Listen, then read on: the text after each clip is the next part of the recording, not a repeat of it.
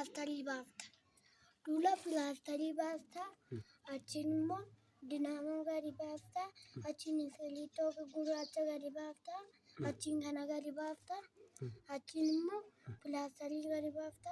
Achi waan hunda kan akkuma sanatti walitti daraddarte achi pilaastariitti goota. Achi marficha immoo iskiriiptoo pilaastarii kanatti akka kanatti hiite achiin immoo marfee itti galchita. Man isin kun ilmoodha? Maa isin? Keddoo iskiriiptooti. Maanni maqaan siree? Ilmoo qilxii wuccaa jedhama afaan Amaariffaan. Qilxii baasa qalamii fiddee yoo qoqqoobii gochuu akkana naannoo gootee akkana. Achiin immoo siifura kun girgiddaan irraa amma dhaaba mana kan. Isa bolokkeetti immoo waan akkatu immoo pilastaalis immoo waan girgiddaa dhagaa hin danda'u hin caccabu. Okay. Girgiddaa alaa akkana gootu itaalii ilaa hin cabu. Eenyurraa argite?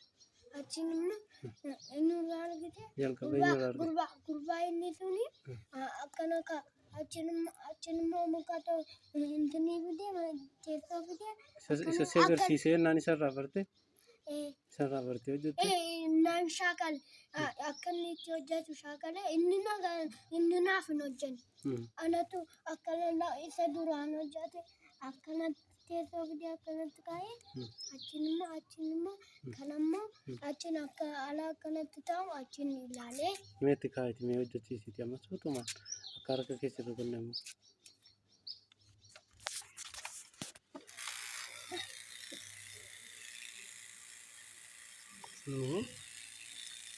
Harka danda'ama. Danda'a.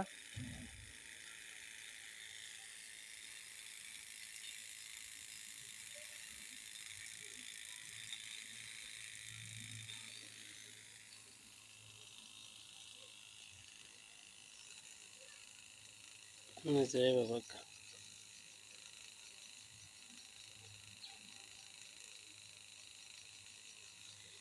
Mayyee bakka galatoom. Alaabaatu? Alaabaasii bakka.